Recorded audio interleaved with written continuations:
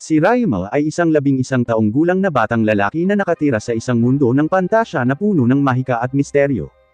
Pero bago siya napunta dito, siya ay dating isang normal na uring manggagawang lalaki na naninirahan sa urban Japan, nagpapaalipin sa isang corporate environment, sumusunod sa utos ng walang kakayahan na boss, nagtatrabaho sa isang mahirap na trabaho, at nakulong sa isang walang katapusang sirkulo ng paghihirap ng korporasyon.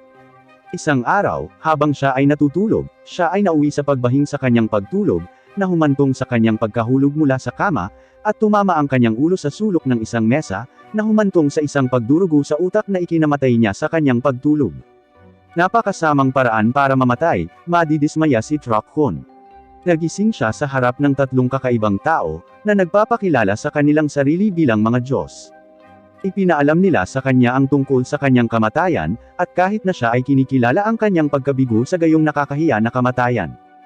Sinabi sa kanya ng mga Diyos na ipapadala nila siya sa isang alternatibong mundo, na puno ng mahika at pantasya, at doon siya mabubuhay ng ayon sa gusto niya. Mabilis siyang sumang-ayon dahil pagod na siya sa kanyang buhay sa Earth, at bilang regalo sa pamamaalam, ipinagkaloob din sa kanya ng mga Diyos ang kakayahang gumamit ng maraming anyo ng elemental magic, na isang medyo bihirang bagay. Ipinaliwanag nila na ilalagay nila siya sa katawan ng isang 8 taong gulang na bata, at mula roon, siya ay mag-isa na. Nagpaalam siya sa kanila, at agad na inilipat sa katawan ng isang bata, at nang magising siya, natagpuan niya ang kanyang sarili sa isang hindi kilalang lugar, na napapaligiran ng malalagang kagubatan at bundok.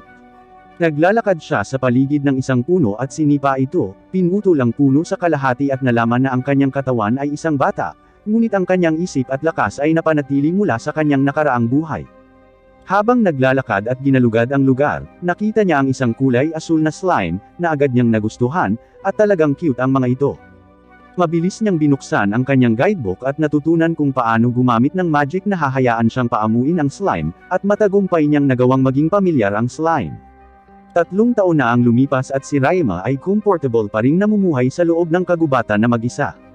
Sa paglipas ng mga taon, nakakolekta siya ng higit sa 1,000 iba't ibang uri ng mga slime at mahilig magsaliksik sa mga ito. Ang ilan sa kanyang mga slime ay nakakagawa ng lason, ang ilan sa kanila ay nakakapaghugas ng pinggan, at ang ilan sa kanila ay nakakapagtapon pa ng basura.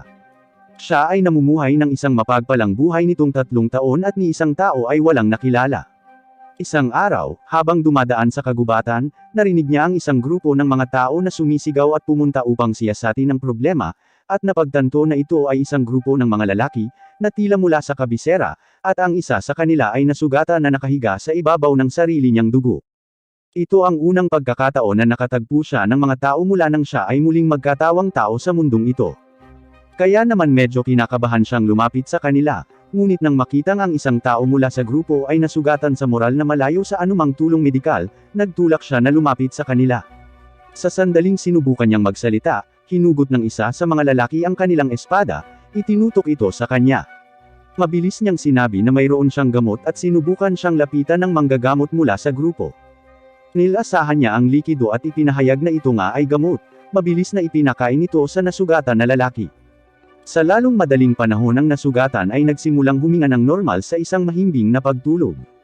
Nagpapasalamat sila kay Raima habang sinasabi nitong sundan siya. Sa daan, nakatagpo sila ng isang grupo ng mga slime at mabilis na bumunot ang mga lalaki ng kanilang mga espada, ngunit sinabi sa kanila ni Raima na sila ay kanyang mga pamilyar. Narating nila ang isang bundok at nalilito, ngunit biglang nagsagawa ng mahika si Raima at isang nakatagong pinto ang lumitaw sa dingding ng bundok. Inaanyayahan niya ang lahat habang namangha sila sa katotohanan na ang 11 taong gulang na batang ito ay maaaring magsagawa ng gayong mahika.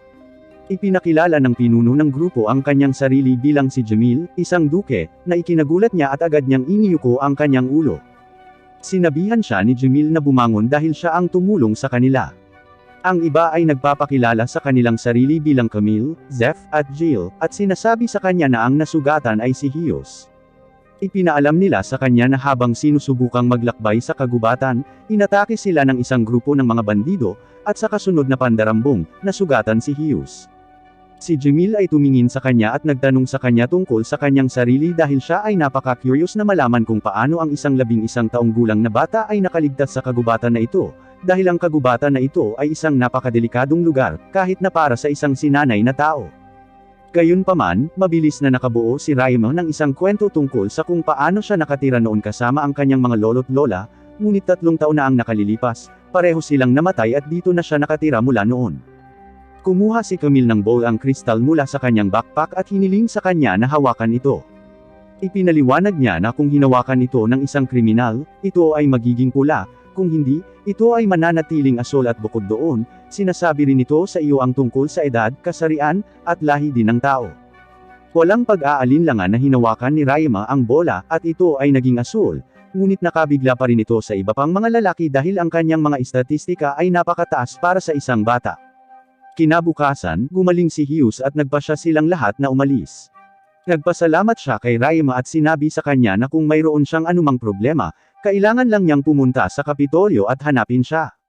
Naghiwalay sila ng landas pagkatapos noon.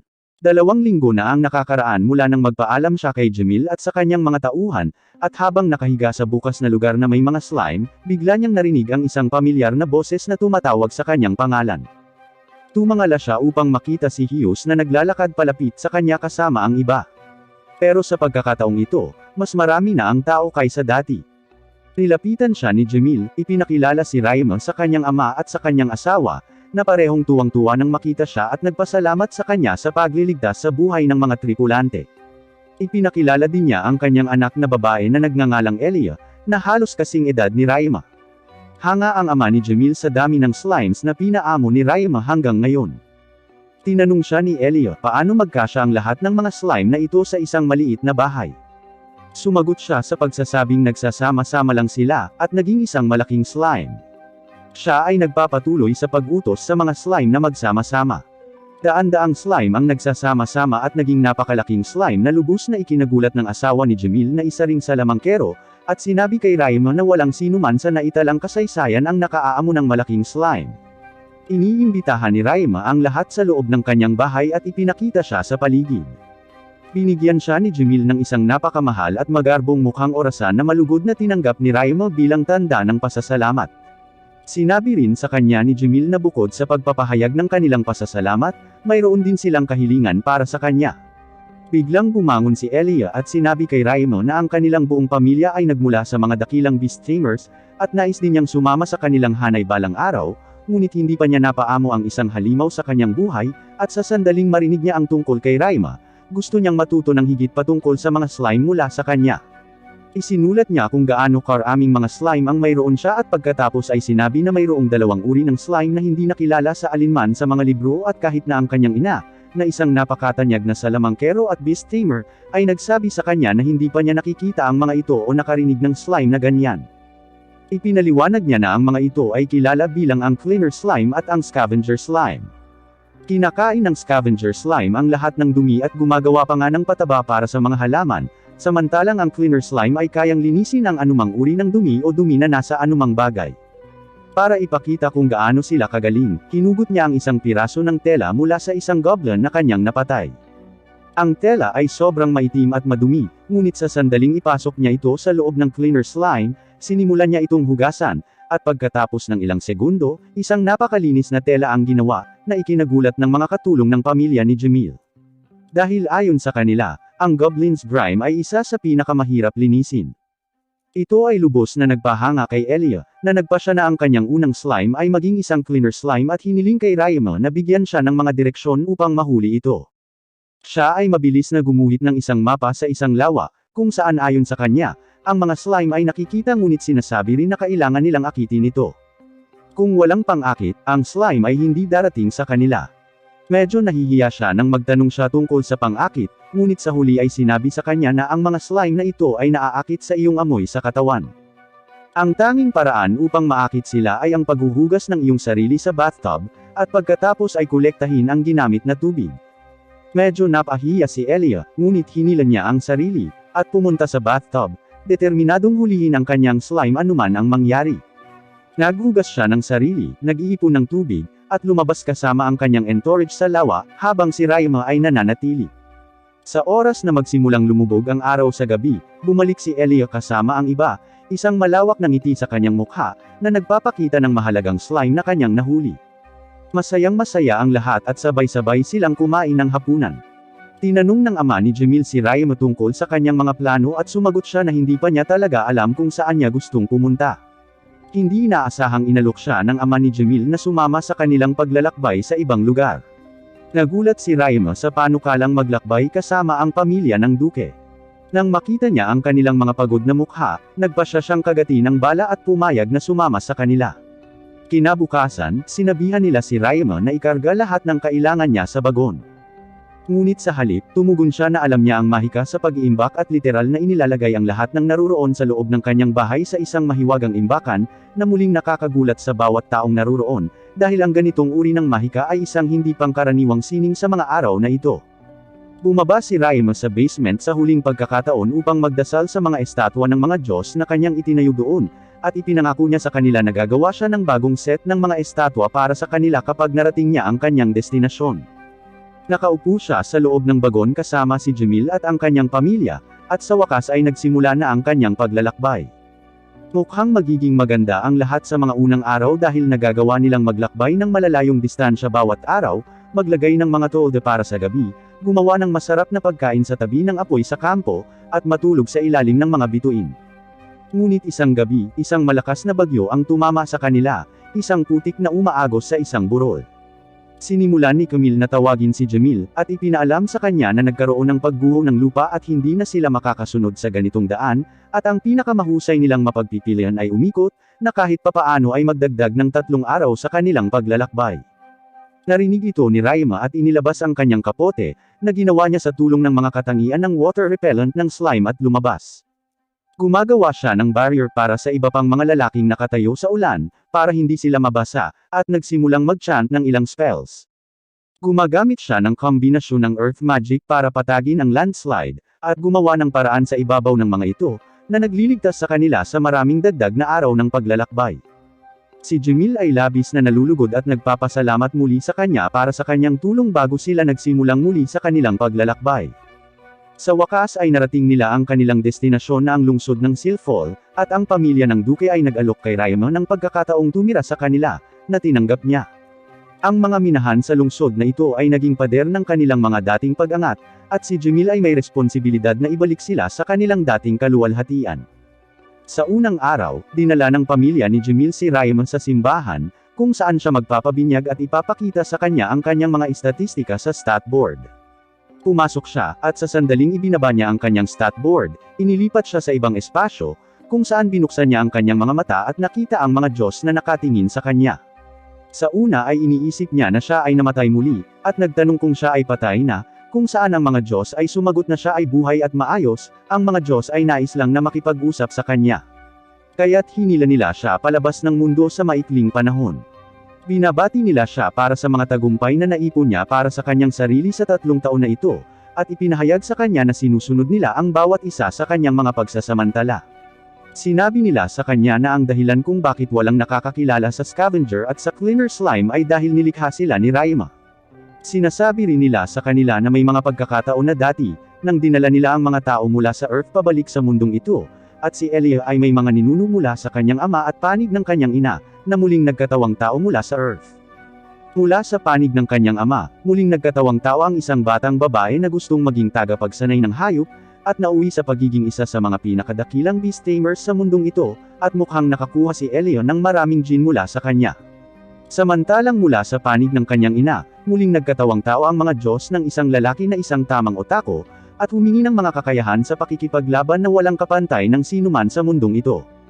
Marami sana siyang masasamang gawain, ngunit napaka-awkward niyang umalis sa kanyang tahanan at namatay siya sa katandaan. Nagkwentuhan pa sila ng kaunti bago magpaalam ang mga Diyos at sabihin sa kanya na kung may anumang oras na gusto niyang makipag-usap sa kanila, maaari lamang siyang pumunta sa simbahan upang manalangin sa kanila. Pinasalamatan niya sila para sa kanilang pananaw at suporta bago siya ibalik sa kanyang mundo. Tinatanggap siya ng pamilya ng Duque nang lumabas siya ng silid, at ang ama ni Jamil ay nag-aalok sa kanya ng ilang payo. Sinabi niya sa kanya na siya ay hindi kapani-paniwalang malakas at talentado para sa kanyang edad, na magdadala sa mga mata ng maraming mas mababa sa disenteng mga individual sa kanya, at magiging tungkulin niyang paghiwalayin ang mabuti sa masama, at piliin para sa kanyang sarili.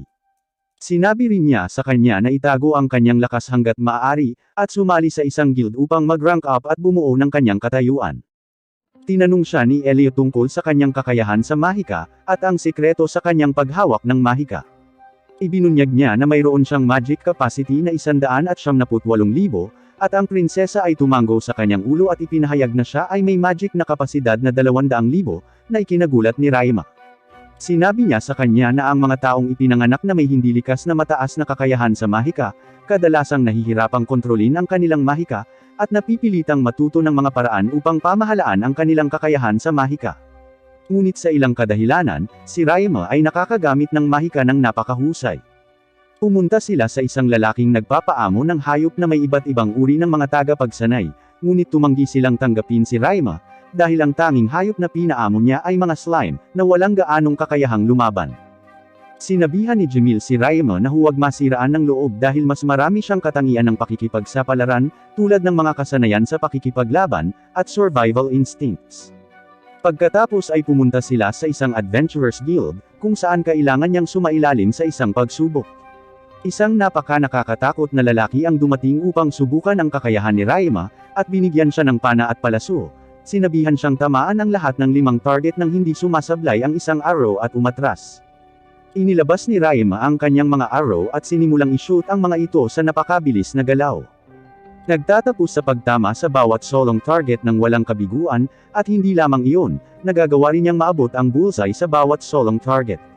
Ang susunod na gawain ay pagpapatama sa kanya ng maraming gumagalaw na target ng sabay-sabay, at sa pagkakataong ito sa halip na 5 target, magkakaroon ng 50 target.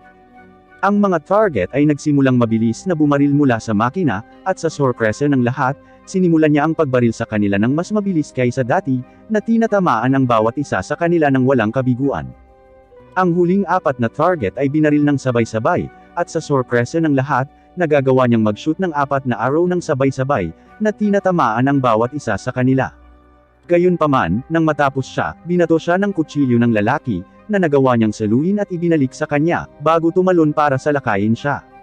Ang lalaki ay nagsasabi sa kanya na huminto at ipaalam sa kanya na ito ay isang pagsubok ng kanyang kaligtasan ng buhay instincts, at siya ang unang isa na nakagawang hindi lamang umiwas sa pag-atake, ngunit sa pag-atake din pabalik. Ibinunyag niya na siya ang pinuno ng guild na ito, at sinabi kay Raima na siya ay tinanggap sa guild, at binigyan ng rank G para magsimula. Pinapayuhan din niya siya na suriin ang noseboard para sa anumang mga pagkakataon sa trabaho sa kanyang antas. Pumunta siya at nakita niya ang isa sa mga listahan ng trabaho na nangangailangan ng paglilinis ng bahay, at iniisip niya sa kanyang sarili na ito ang perpektong trabaho para sa kanya at sa kanyang scavenger at cleaner slimes. Kinuha niya ang trabaho, at kinabukasan, inimpake niya ang kanyang slime, at pumunta sa bahay. Isang babae na isang catwoman ang sumasagot sa pinto nang kumatok siya dito. Pagkabukas na pagbukas niya ng pinto, may mabahong amoy na lumabas sa bahay. Hinawakan niya ang kanyang mga kamay at nagsimulang umiyak, nagpasalamat sa kanya sa pagkuha ng trabaho, na nagpapahinala kay Raima sa laki ng kanyang problema. Ang pangalan ng babaeng pusa ay si Mia, at ipinaliwanag niya kay Raima na ang kanyang bahay ay itinayo sa tabi ng isang malaking basurahan, at isang araw, nang wala sa oras, ang pader ay gumuho at ang napakaraming basura ay dumaloy sa kanyang basement. Napakalaki ng basura kaya walang gustong magtrabaho dito, at mula noon ay namumuhay na siya sa paghihirap. Nakiusap siya kay Raima na huwag umalis pagkatapos makita ang lawak ng problema, at ipinangako niyang hindi. Pumasok sila sa loob ng bahay, at manghang-mangha si Raima sa dami ng basurang naipon. Siya ay nagpasya na ang tanging paraan upang mahawakan ang problemang ito ay magsimula sa simula. Bumangon siya at kinuha ang kanyang slime at pumunta sa katabing mga basurahan, kung saan inilabas niya ang kanyang mga scavenger slime upang harapin ang lahat ng naipon na mga labi. Pagkaraan ng ilang sandali, natapos na ng mga scavenger slime ang kanilang trabaho, at ginamit niya ang mga cleaner slime sa susunod, kasama ang kanyang mga mahiwagang kakayahan upang linisin ang bawat lugar sa mga dingding, hanggang sa magmukha itong bago. Pagkatapos ay lumipat siya patungo sa bahay ni Mia at nagsimulang gamitin ang kanyang slimes upang tanggalin ang lahat ng basura, bago idisinfekta ang lugar at gumamit ng cleaner slimes upang maging malinis ito. Ginagamit din niya ang kanyang earth magic para itagpi ang higanteng butas sa dingding, na labis na ikinatuwa ni Mia na nagsimula siyang umiyak muli. Pinirmahan niya ang form sa pagkumpleto ng trabaho, at nagdagdag pa ng malaking halaga ng pera bilang pasasalamat sa pagkuha ng trabaho. Bumalik siya sa guild at kinokolekta ang gantimpala. Ngunit bago pa man siya makaalis ay nilapitan siya ng guildmaster na tinawag siya sa kanyang silid at naupo sila. Pinasalamatan niya siya para sa trabahong ginawa niya sa lugar ni Mia, at humingi ng pabor sa kanya. Sinabi niya sa kanya na ang mga kalapit na communal toilet ay hindi pa nalilinis sa loob ng mahabang panahon, at walang sinuman ang handang humawak at harapin ang sitwasyon. Sa tingin niya ay si Raimo lang ang makahaharap dito kaya pumayag siya. Muli niyang dinadala ang kanyang mga scavenger at cleaner slime sa trabaho, at nagbihis ng protective gear bago pumasok sa malaking communal toilet. Sa sandaling bumukas ang gate, ang napakaraming usok na nagmumula sa nabubulok na bagay ay nagsimulang lumabas, ngunit siya ay nagpatuloy at pumasok sa loob. Siya ay ganap na nabigla sa kabigatan ng sitwasyong ito, at agad na kumilos. Sa kabutihang palad, dahil ang mga scavenger slime ay nakakuha ng napakaraming pagkain sa lugar ni Mia, mabilis silang lumaki at dumami, na nagpabilis sa gawain, ngunit tumagal pa rin ang napakalaking oras upang linisin ang isa sa 30 palikuran. Sa oras na nadisinfect niya ang palikuran, napansin niyang may nakamamatay na lason na tumutulo, at mabilis siyang nakalabas. Tumawag siya ng isang pagpupulong kasama ang pamilya ng Duke at ang guildmaster, na nagpapaalam sa kanila tungkol sa sitwasyon. Nabigla sila sa balitang ito, at hindi makagawa ng plano dahil wala silang sapat na lakas ng tao upang linisin ang mga palikuran, lalo na ang isang taong handang pumasok sa banyo na may lumalabas na lason. Tiniyak ni Raimo sa kanila na wala siyang kailangan, at siya lang ang papasok, dahil mayroon siyang sapat na mga istatistika ng resistance upang gumaling at makabawi ng mabilis. Nag-aatubili ang pamilya ng Duke na payagan siya, ngunit nang wala silang makitang paraan, pumayag sila. Hiniling niya sa kanila na magtipo ng ilang mga adventurer at i-post ang mga ito, upang walang sino mang makipagsapalaran malapit sa banyo. Kinabukasan, nasa loob siya ng palikuran, at sinimulang linisin ang mga ito ng sabay-sabay, lumalabas sa gabi upang uminom ng ilang pampagaling na potion, pagkatapos ay bumalik sa trabaho. Pagsapit ng umaga, natapos na niya ang kanyang trabaho, at sinalubong siya ni Mia, na isa rin sa mga adventurer na nakapost sa labas. Binabati siya ng lahat sa kanyang dakilang gawain, at umalis sa kanyang bahay.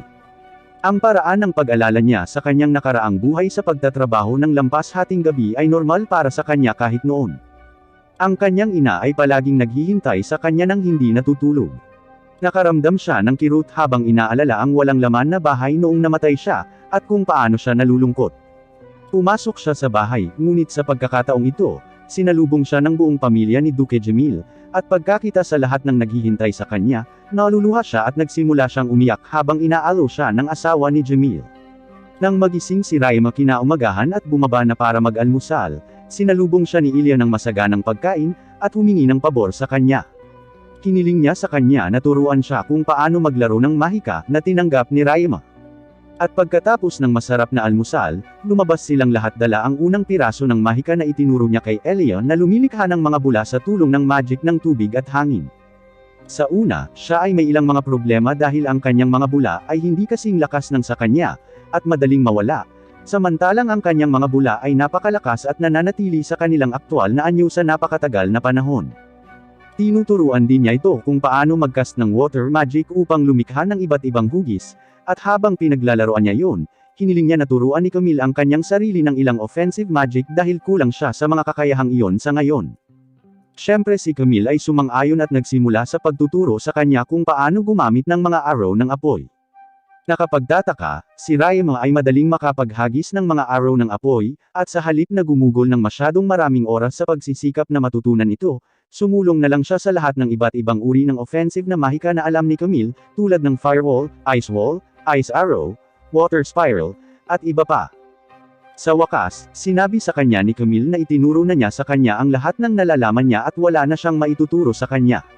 Sa sandaling iyon, tinanong ng mayordomo ng pamilya si Raimo kung alam niya ang spatial magic, kung saan siya ay tumugon na alam niya ang ilang space magic tulad ng teleportation, at ang paglikha ng mga storage.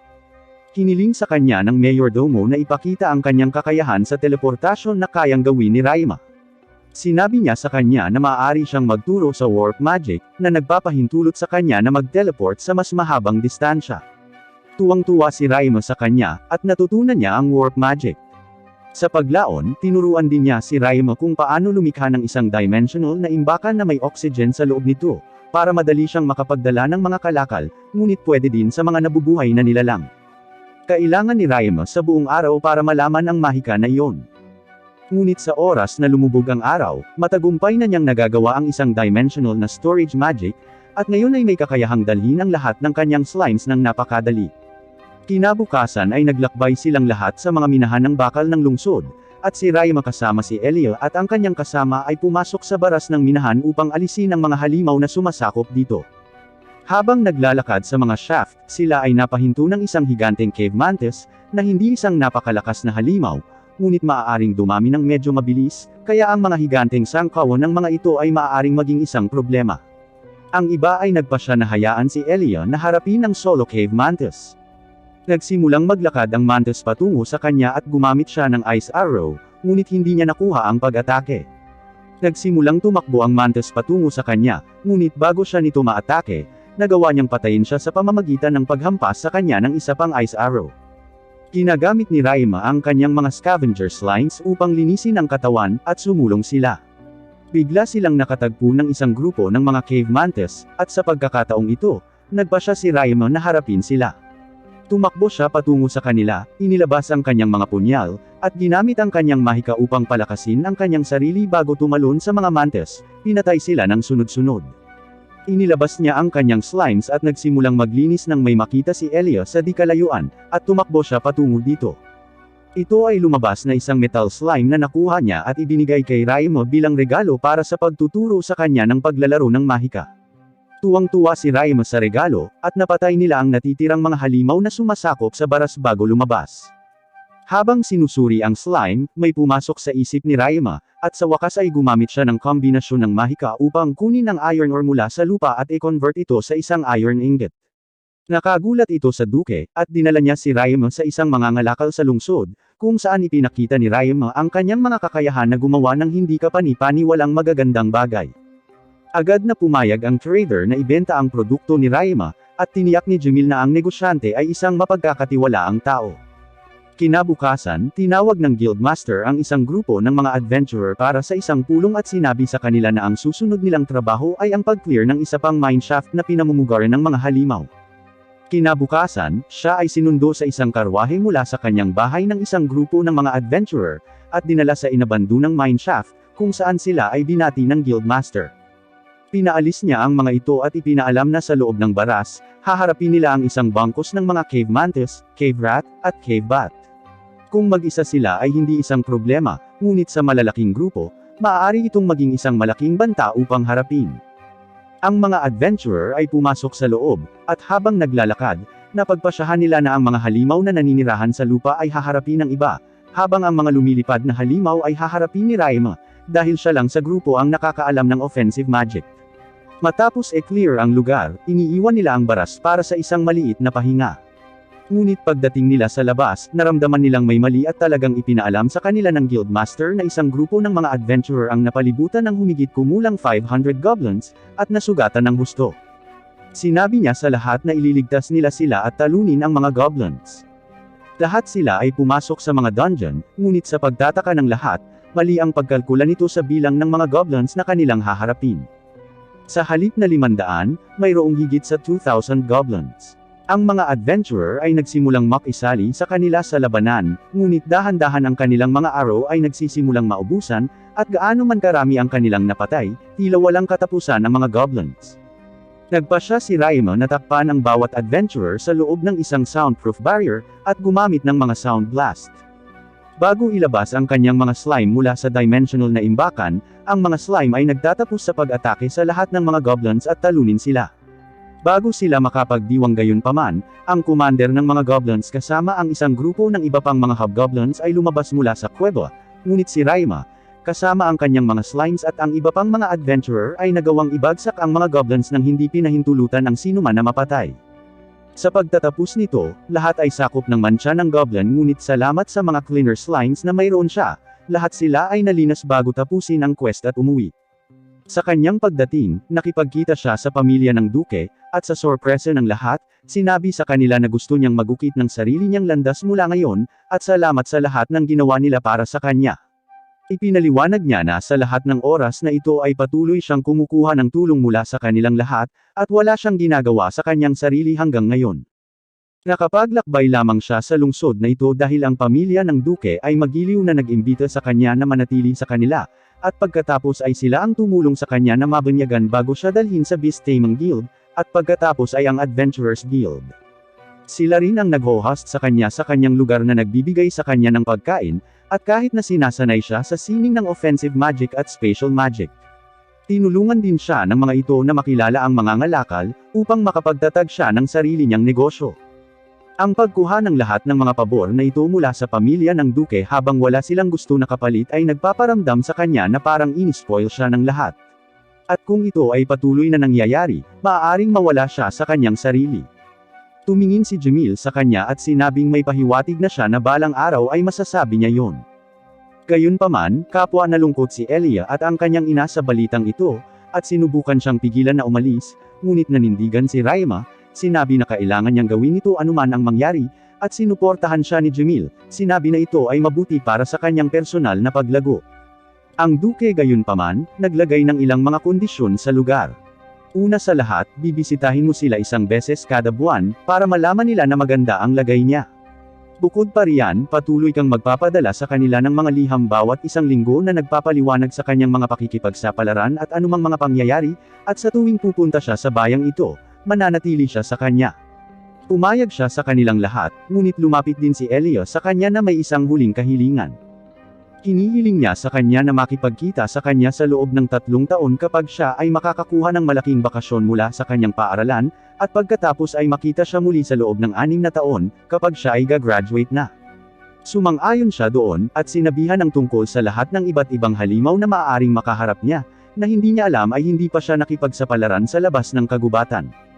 Sinasabi rin nila sa kanya ang tungkol sa isang espesyal na ibon na may panahon ng pag-aanak sa lahat ng dako, at kilala na partikular na mahirap paamuin. Ang mga balahibo nito ay isang mahalagang pag-aari, at bukod sa kanilang pang-ekonomiyang halaga, ang mga ito ay maganda lamang tingnan sa sandaling punan nila ang kalangitan. Nangako si Raima na babalik siya pagdating ng breeding season para masaksihan niya ang phenomenon na magkasama silang lahat. Tinanong ni Jamil si Raima tungkol sa kanyang mga plano pa, at sumagot siya na sa ngayon, magbubukas siya ng sarili niyang laundry business na may malaking pagkakataong magtagumpay. Dahil sa tuwing sasabit ang mga adventurer sa mantsa ng goblin sa kanilang gamit, napipilitan silang iwanan ang gamit at bumili ng bago. Ngunit kung maaari niyang hugasan ang mga ito ng malinis, ito ay makatipid ng lahat ng maraming pera. Pinayuhan siya ng ama ni Jamil na bisitahin muli ang negosyante para sa kanyang ideya, dahil baka matulungan siya nito. Bumisita siya sa mga ngalakal sa tabi ni Elia, at ipinakita sa kanya ang cleaner slime na lubos na ikinagulat ng mga ngalakal dahil hindi pa siya nakakita ng ganito dati. Tuwang-tuwa siya sa pag-asang kumita ng pera kasama si Raima, at inalok siyang sumali sa Merchant Guild dahil mayroon nitong sariling mga perks. Sumang-ayon si Raima, kaya't dinala niya silang dalawa ni Elia sa isang matandang babae, na labis ding nagulat nang makita ang isang buong bagong lahi ng slime, at binigyan siya ng aplikasyon upang punan. Pagkatapos ay kumuha siya ng libro, binigyan siya ng mapa, at ipinakita sa kanya ang lokasyon kung saan niya ilalagay ang kanyang tindahan. Siya ay nagdadalamati sa kanya sa kasalukuyang kalagayan ng tindahan ay napakasama, ngunit ang lokasyon ay napakaganda, at bibigyan niya siya ng magandang deal para dito. Pumunta siya sa lokasyon kasama ang mga ngalakal at si Elia, at tila nalulugod sa lokalidad. Dahil ito ay nasa isang napaka-central area, malapit sa Adventurers Guild, at iba pang industrial na lugar. Nagpasya siyang bilhin ang lokasyon at sinimulan niyang linisin ang lugar sa pamamagitan ng paggamit ng acid slime para sirain ang lahat ng damo, at scavenger slime para linisin ang buong lugar. Pagkatapos ay sinimulan niyang ilagay ang pundasyon ng kanyang establishment sa tulong ni Hughes at ng iba pa. Nang natapos na ang konstruksyon, humingi siya ng tulong sa mga adventurer, at sinimulan niyang pinturahan ang buong gusali. Sa wakas, nang natapos na ang gusali sa tulong ni Elia, gumawa siya ng damuhan sa harap ng gusali upang mabigyan ito ng kaunting personalidad. Kalaunan ng gabing iyon, muli siyang pumunta sa simbahan, at dinala sa makalangit na mundo. Ngunit sa pagkakataong ito isa lamang sa mga Diyos ang available, habang sinabi niya na ang iba pang dalawa ay nagpiknik sa Earth. Sinabi niya sa kanya na wala silang gaanong oras upang mag-usap, at pinayuhan siya na malaman na siya ay nasa kanyang anyo pa rin, at kahit na siya ay may utak ng isang may sapat na gulang, nararamdaman pa rin niya ang mga emosyon tulad ng isang bata, at baka matabyo na nila siya kung hindi siya mag-iingat. Gayunpaman, bago siya makapagtanong sa kanya tungkol sa mga detalye, siya ay dinala pabalik sa kanyang mundo. Pinangalanan ni Raima ang laundry service ng Bamboo Forest, at nagdaos ng isang higanteng piging, na nag-iimbita sa lahat sa paligid na makita ang kanyang natapos na negosyo isang araw bago ang grand opening. Kinabukasan, nagtatrabaho siya ng husto kasama si Elia, at ang kanyang mga kasambahay upang magluto ng pagkain para sa lahat. At habang ginagawa ito, tinawag siya ng negosyante, na nagdala ng dalawang perspective na katulong para sa kanya. Ang tulong pala ay isang pares ng kambal. Mukhang nangangamba sila kay Raima dahil 11 lang ang edad niya, at nakapagtayo na siya ng negosyo. Dinadala niya sila sa paligid ng gusali, ipinapakita sa kanila kung paano gumagana ang mga bagay. Ipinaalam niya sa kanila na kailangan nilang ibigay sa mga customer ang mga sako, upang mailagay nila ang lahat ng kanilang mga damit sa mga ito, at pagkatapos ay ibigay sa kanila para sa paglalaba. Ang mga sako ay kailangang ihatid sa silid sa likod, na puno ng mga cleaner at mga scavenger slime na mabilis na nililinas ang lahat ng dumi at dumi sa damit, bago ipadala ang mga ito sa metal slime na nag-aalis ng lahat ng mga kulubot at ginagawang malutong ang mga damit na parang pinlansya na sila. Ipinaliwanag din niya na walang tubig ang sangkot sa negosyong ito sa paglalaba dahil kinakain lang ng mga slime ang dumi, kaya hindi na kailangang patuyuan ang mga damit. Pagkatapos nito, hiniling niya sa kanila na tulungan siya sa handaan, dahil dumating na ang mga panauhin. Lahat ng kakilala niya ay dumarating para sa kapistahan, at ang kambal ay nagulat sa kung gaano ang tiwala ng mga taong ito kay Raima. Pagkatapos ng kapistahan, ipinakita sa kanila ni Raima ang tirahan nila, at tinanong sila kung gusto nilang magtrabaho kasama niya. At sinabi nila sa kanya na hindi sila sigurado noong una, ngunit ngayon ay iniisip nila na marami silang matututunan mula sa kanya, at gustong magtrabaho para sa kanya. Dumating ang araw ng grand opening, ngunit hindi masyadong optimistic si Raima dahil hindi pa niya na-i-advertise ng maayos ang kanyang lugar. Nagpasya siyang pumunta sa Adventurers Guild para mag-post ng ilang advertisement para sa kanyang negosyo sa paglalaba, at laking gulat niya nang makitang nag-post na si Mia ng poster na nag-a-advertise sa kanyang lugar. Pagkatapos ay tumingin siya sa notice board at nagpas siyang kunin ang isang quest, dahil sa tingin niya ay magiging walang laman ang kanyang araw. Pumunta siya sa isang mine shaft at inalis ang ilang halimaw habang kinukolekta ang mga damong kailangan niya para sa quest. Bumalik siya sa guild para kunin ang reward at bumalik sa Bamboo Forest. Lumingon siya sa isang sulok, at laking gulat niya nang makitang ang kanyang establishment ay puno ng mga tao. Hindi siya makapasok dahil sa pagmamadali, at kinailangan niyang gamitin ang kanyang warp magic para makapasok. Mabilis siyang bumalik sa trabaho at sinimulang ilagay ang labada sa lugar.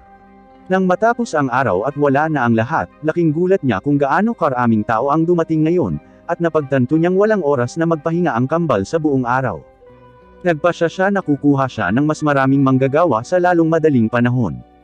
At kinabukasan, binisita niya ang matandang babae mula sa Merchants Guild, at hiniling sa kanya na bigyan siya ng ilang mungkahi kung paano makakuha ng mas maraming manggagawa.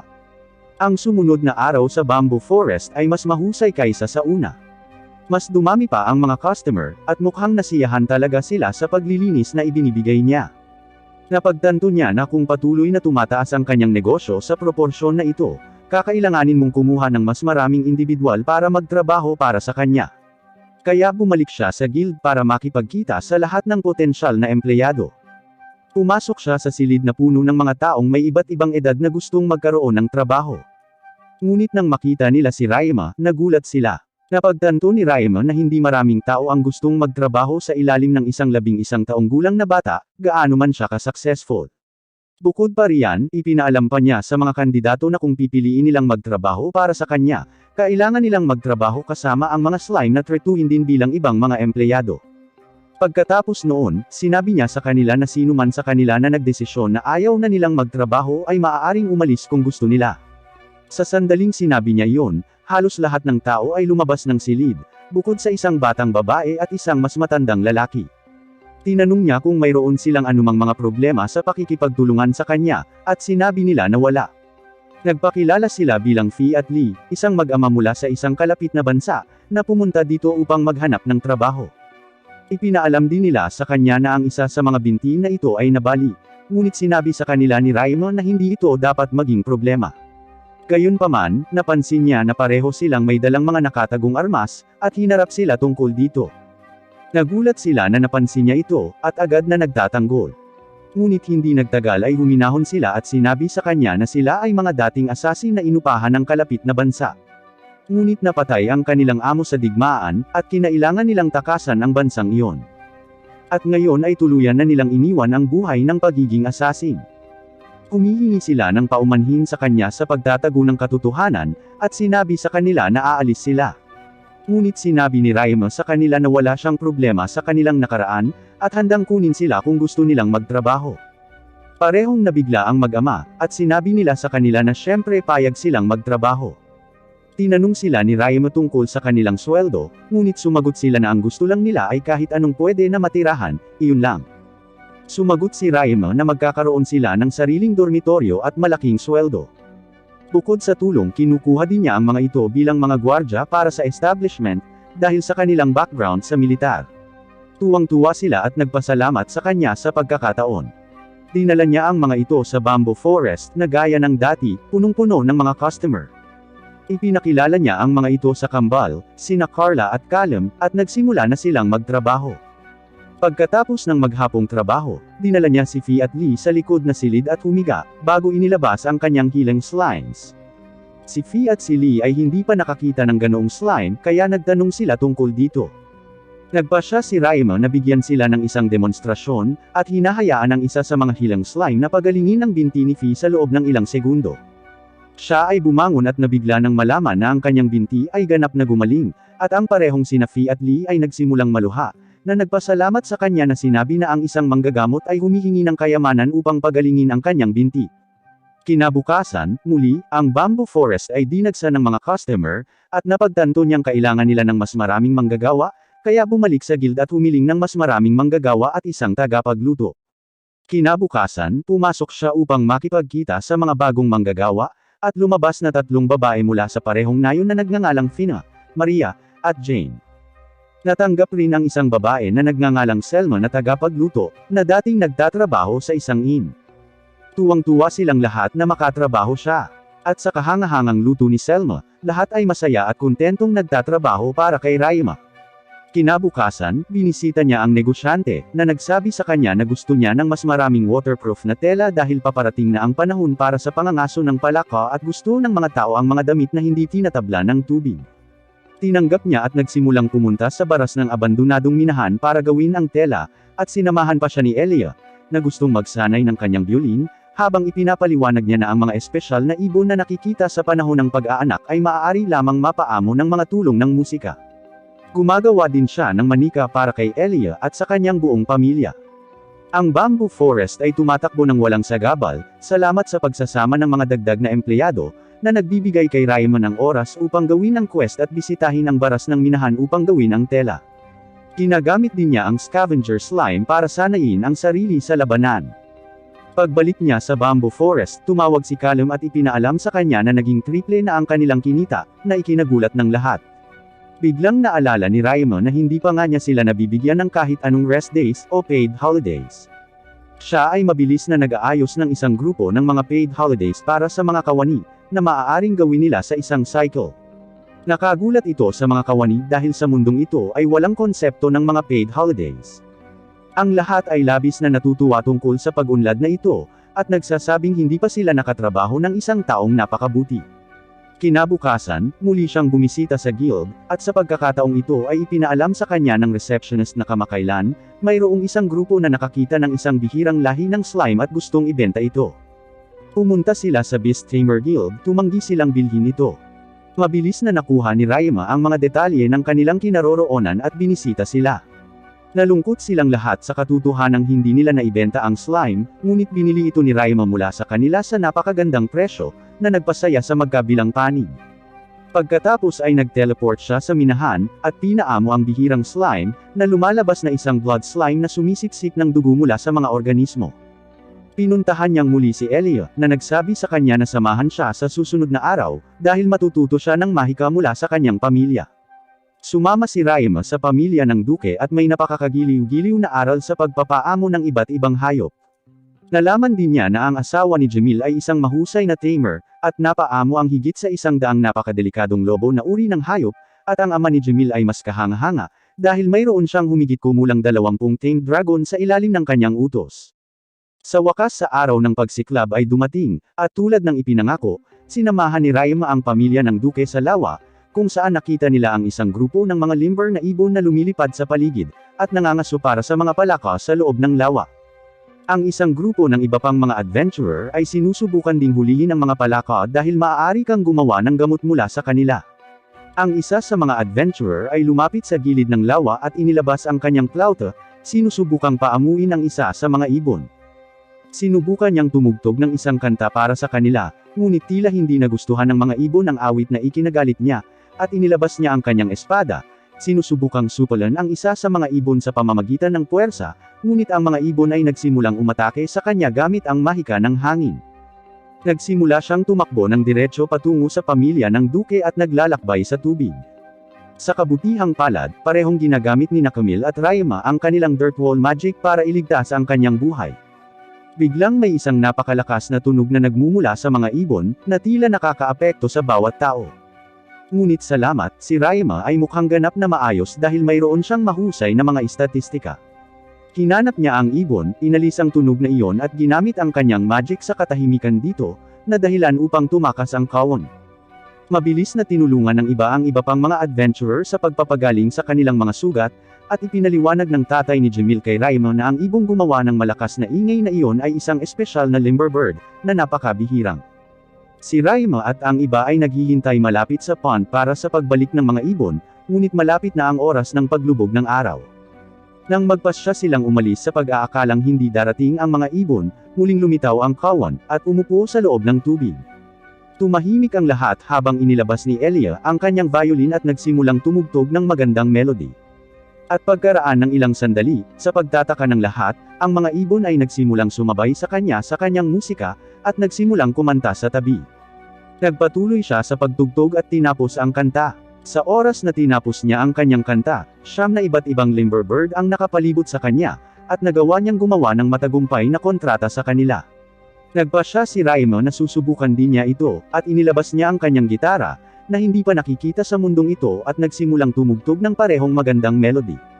At ang nakakagulat, ang marinig ang kanyang melody, isang espesyal na nightmare limber bird na gumawa ng ingay na iyon ay lumapit at umupo. Sa oras na matapos ang isang kanta, pinalibutan pa niya ang kanyang sarili ng isang grupo ng mga ibon, kabilang ang nightmare bird, kung saan maaari niyang makipag-ayos sa isang deal. Biglang sinabi ni Ilya na ang isa sa kanyang mga ibon ay nasa advanced na kategorya, at tila kilala bilang isang phantom limber bird. Ito ang katapat ng nightmare na ibon ni Raima, dahil ang isa sa kanila ay gumagamit ng dark magic, samantalang ang isa naman ay gumagamit ng light magic. Umuwi sila sa kanilang bahay at nagkaroon ng malaking party. Pagkatapos nito, parehong pumunta sina Raima at Elia sa isang silid upang mag-usap. Pupunta si Elia sa kanyang paaralan sa susunod na araw, at 3 taon pa ulit bago sila muling magkita. Sinabi niya sa kanya na gumawa ng isang pangako na magpapadala siya ng mga sulat sa kanya bawat linggo, at makikita siya sa loob ng 3 taon. Pagkatapos ay ipinagkaloob niya sa kanya ang isang magandang pendant na may isang mahiwagang ruby sa loob nito, na niregalo sa kanya ng kanyang ina sa kanyang ika-10 kaarawan. Sinabi niya sa kanya na gusto niyang makuha niya ito bilang isang lucky charm. Bilang kapalit, binigay sa kanya ng hindi handa na si Raima ang 2 sa kanyang mga slime dahil ito ang kanyang mahalagang pag-aari. Ito ay talagang nagpasaya kay Elia, at malugod niyang tinanggap. Kinabukasan, pareho silang aalis sa kani-kanilang landas na may pangakong lalakas at magkikitang muli sa loob ng ilang taon. Isang araw, bumalik siya mula sa minahan, at gaya ng dati, punong-puno ng customer ang buong shop niya, at mukhang maayos naman ang operasyon ng mga staff. Siya ay sumasang-ayon sa bawat isa sa kanila bilang tanda ng kagandahang loob, at nang natapos na ang peak hours, si Carla, isa sa mga assistant manager, ay humingi ng personal na pagpupulong sa kanya, na siya ay sumang-ayon. Pareho silang pumasok sa isang silid at nagsimula si Carla sa pagsasabi na sa palagay niya ay dapat ay huling pumasok si Raima sa shop araw-araw. Nabigla siya sa pahayag na ito, at tumugon na ang tindahan ay pinakamasikip sa umaga. At sinabi sa kanya ni Carla na sa tuwing darating siya sa umaga at masikip ang tindahan, halos gawin niya ang lahat ng mag-isa, at ang iba pang mga empleyado na natanggap sa trabaho ay walang matutunan o makakuha ng maraming karanasan. Nauunawaan niya ang kanyang pananaw at sumasang-ayon na darating siya ng huli araw-araw.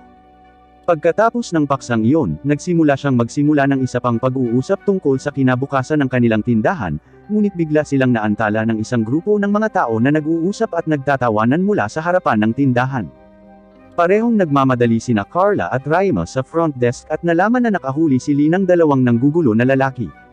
Dumating siya sa mga minahan dala ang kanyang sticky slime, at pumasok ng malalim sa baras ng minahan upang mag-eksperimento sa kanila. Kumuha siya ng isang kahon na gawa sa kahoy at hiniling sa sticky slimes na ilabas ang kanilang solusyon sa loob ng kahon, at pagkatapos ay kinukuha niya ang lahat ng kahalumigmigan mula dito na lumilikha ng isang tumigas na bagay. Gumagamit siya ng parehong pamamaraan ng maraming beses bago ito pinagkadalubhasaan, at sa wakas ay lumikha ng isang glass panel. Binuhat niya ito at ginamit ang kanyang malakas na suntok para subukan ang tibay nito. Kahit na ang kanyang mahika ay pinalakas, ang mga suntok ay walang magawa sa glass panel. Pagkatapos ay hiniling niya sa mga sticky slime na gumawa ng maraming glass panel hanggat maaari. At pagkatapos ng isang araw ng pagsusumikap, nakagawa siya ng isang bangkos ng mga panel at iniimpake ang mga ito upang maibalik ang mga ito sa kanyang tindahan. Gayunpaman, habang nag-iimpake, lumitaw ang isang sticky slime na kakaiba sa iba. Sinuri niya ang mga istatistika at nalaman na ito ay medicinal slime. Tuwang-tuwa siya sa pagtuklas na ito, at iniisip kung ano ang maaaring sanhi ng paglikha ng slime na ito. At biglang naalala na kahapon ay hindi sinasadyang natapon niya ang ilang antidote sa sahig, at pagbalik niya, wala na ang lahat. Pinaghihinalaan niya na baka ang sticky slime ang uminom nito at naging isang medicinal slime. Siya ay bumalik sa kanyang bahay at naglalabas ng ilang higit pang panlunas sa harap ng mga sticky slimes, at gaya ng pinaghihinalaang, ininom nila ang lahat ng ito at naging mga panggamot na slime. Sa tulong nila, lumikha siya ng isang grupo ng iba't ibang mga concoction, at nagulat siya nang mapagtanto na hindi lamang sila makakagawa ng mga antidotes at iba pang gamot, ngunit maaari rin silang gumawa ng isang grupo ng mga lason. Kinabukasan, nagpasya siyang bumisita sa simbahan at makipag-usap muna sa mga Diyos, dahil matagal na niyang hindi nakakausap ang mga ito. Pumasok siya sa loob ng simbahan at nagsimulang magdasal, sigurado na pagkatapos ng pagkaantala, ipinatawag siya sa isang ethereal na lugar kung saan may nakita siyang kakaibang lalaki na nakatingin sa kanya. Mabilis niyang naunawaan na kung ang lalaking ito ay naruroon, tiyak na isa siyang Diyos. Ipinakilala ng Diyos ang kanyang sarili bilang Diyos ng craft at craftsmanship. Ayon sa kanya, matagal na niyang inoobserbahan si Raima at naniniwala siyang may espesyal siyang talento sa crafts. Pinasalamatan siya ni Raima at tinanong kung nasaan ang ibang mga Diyos, ngunit sumagot siya na lahat sila ay nasa iba't ibang mundo. Gusto niyang makipag-usap pa sa Diyos, ngunit ipinaalam niya kay Raima na tapos na ang kanilang oras, at bumalik siya sa sarili niyang mundo. Nagpasalamat siya sa madre at bumalik sa kanyang tindahan.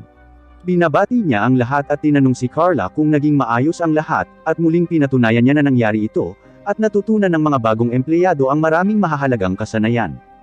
Hindi niya agad sinabi sa kanila na iniisip niya ang tungkol sa seguridad at ipinakita sa kanila ang mga glass panel na ginawa niya. Naging interesado si Lee at tinanong siya kung maaari niyang suriin ang tibay nito, at tumango siya bilang pagsang-ayon. Kinuha niya ang panel para sa kanya at ibinigay ito sa kanyang ama, na mahigpit na humawak nito para sa kanya. Pumwesto siya at nagsimulang mag-unload ng suntok dito, ngunit nakakagulat, wala itong epekto sa glass panel. Siya ay nagdagdag ng magic at muling sumuntok, ngunit sila ay wala pa ring epekto sa glass panel. Sinabi niya sa kanila na ilalagay niya ang mga panel na ito sa buong shop upang protektahan ang mga ito mula sa mga nanghihimasok. Ibinahagi ni Carla ang isang napakahalagang punto, na sinasabi sa kanya na ang mga panel na ito ay pipigilan din ang mga tauhan na makatakas sakaling magkaroon ng emergency.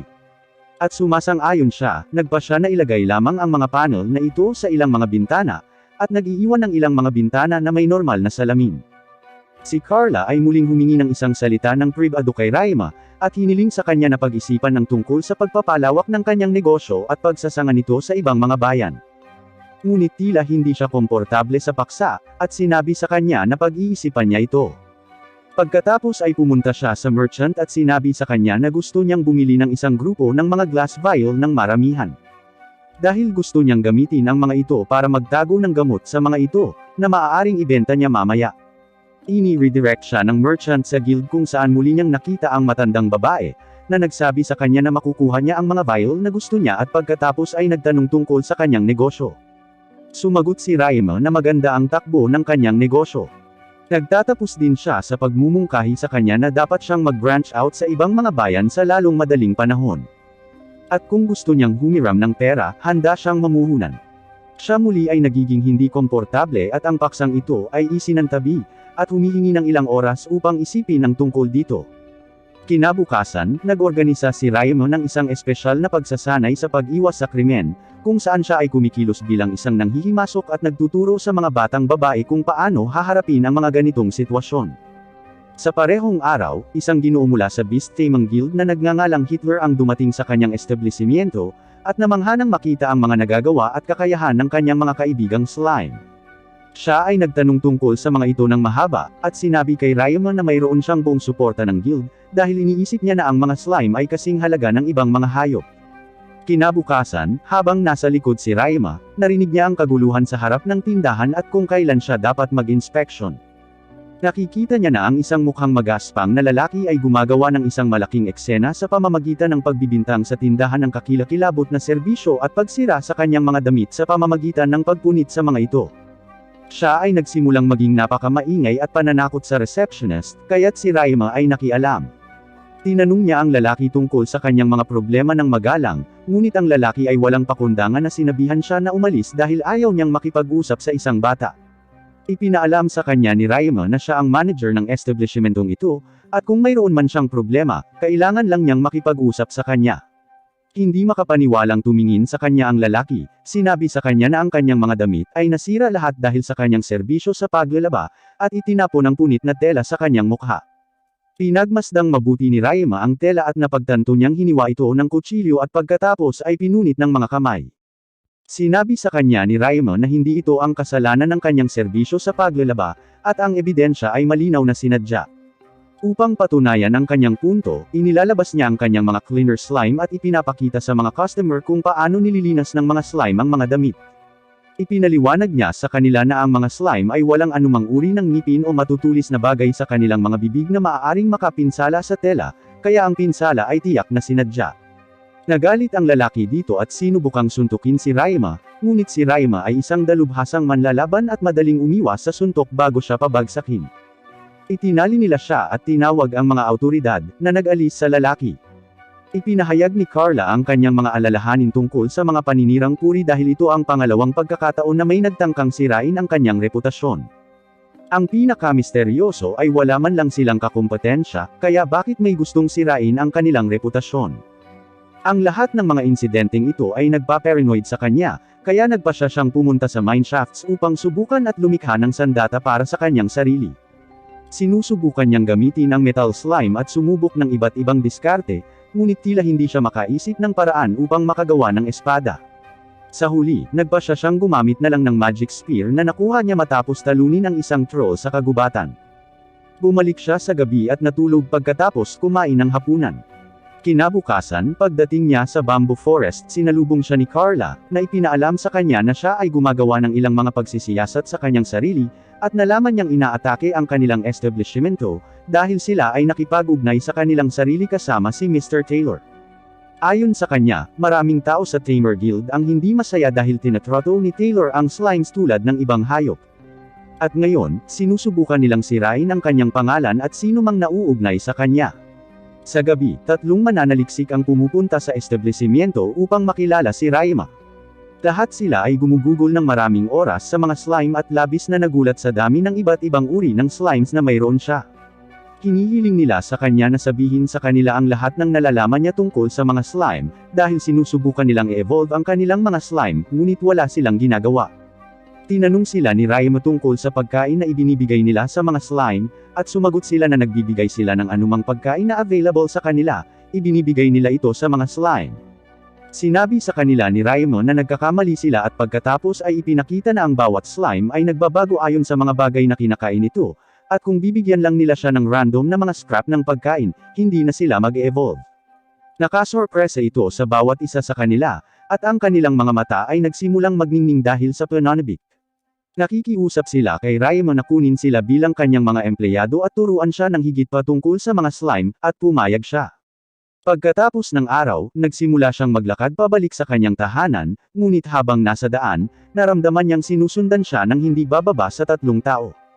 Mabilis siyang nagsimulang tumakbo sa mga tulisan sa isang eskinita. Ngunit sa kanyang pagtataka, siya ay inatake ng isa sa mga salarin. Sa kabutihang palad, madali niyang naiwasan ang pag-atake at nag-teleport sa tuktok ng isang gusali. Ipinatawag niya ang kanyang mga Limberbird at mabilis na inutusan ang mga ito na magsagawa ng reconnaissance, upang maunawaan niya kung nasaan ang kanyang mga kaaway.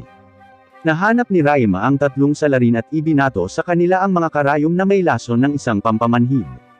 Lahat sila ay mahimbing na natutulog bukod sa kanilang pinuno, na sumubok ng isang huling pagtatangka sa pamamagitan ng pag-atake kay Raima gamit ang kanyang lawin. Ngunit ang Limberbirds ni Raima ay humaharap rin sa lawin. Itinali niya ang mga ito at ibinigay sa mga pulis para harapin. Kinabukasan, pumunta siya upang makipagkita sa mga guildmaster, at pinayuhan siya ng mga ito na maglaylo saglit, dahil may gustong manakit sa kanya at paulit-ulit siyang sinusundan ng mga tulisan. Gayunpaman, si Raima ay may iba pang mga plano at nagpa siya na harapin ang lahat sa kanyang sariling paraan. Mula sa susunod na araw, sinimulan niya ang pangangaso sa mga tulisan sa gabi, binubugbog ang mga ito, at ibigay sa pulisya. Ang ilang mga goons ay labis na nasaktan kaya't kailangan niyang pagalingin ang mga ito bago sila ipakulong. Pagkatapos, ang balita na si Raima ay isang mabisyo na tao, na tumatalo ng kalokohan kung susubukan mo ang anumang bagay sa kanya, ay kumalat na parang napakalaking apoy, at nagsimulang mag-alinlangan ang mga nagbabalak.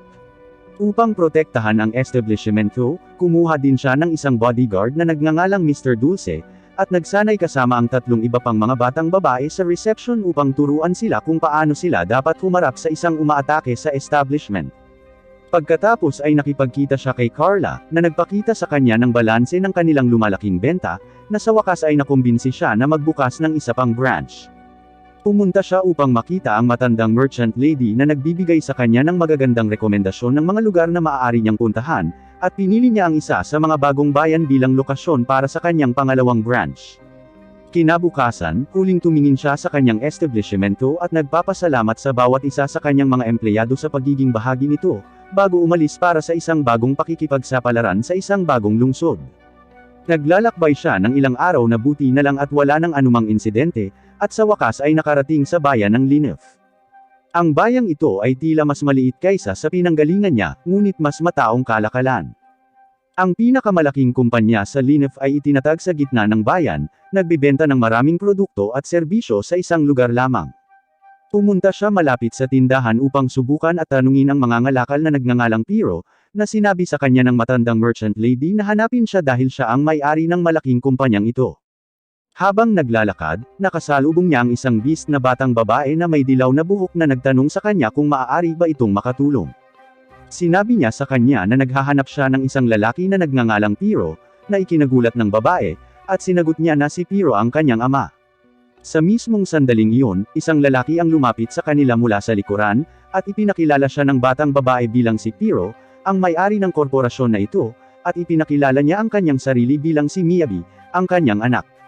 Nagpakilala si Raima at mabilis na napagtanto ni Piro kung sino si Raima. Sinabi niya kay Miyabi ang tungkol sa mga nagawa ni Raima at kung paano niya bubuksan ang pangalawang branch ng kanyang negosyo dito, na lubos na ikinagulat ni Miyabi, dahil alam niyang mukhang mas bata pa sa kanya si Raima. Pagkatapos ay dinala ni Piro si Raima sa paglalakad at ipinaliwanag sa kanya kung paano gumagana ang bayan. Sinabi rin niya sa kanya na naayos na niya ang lahat ng nakakaabala na papeles, at ang kailangan lang gawin ni Raima ay pumirma sa ilang mga dokumento.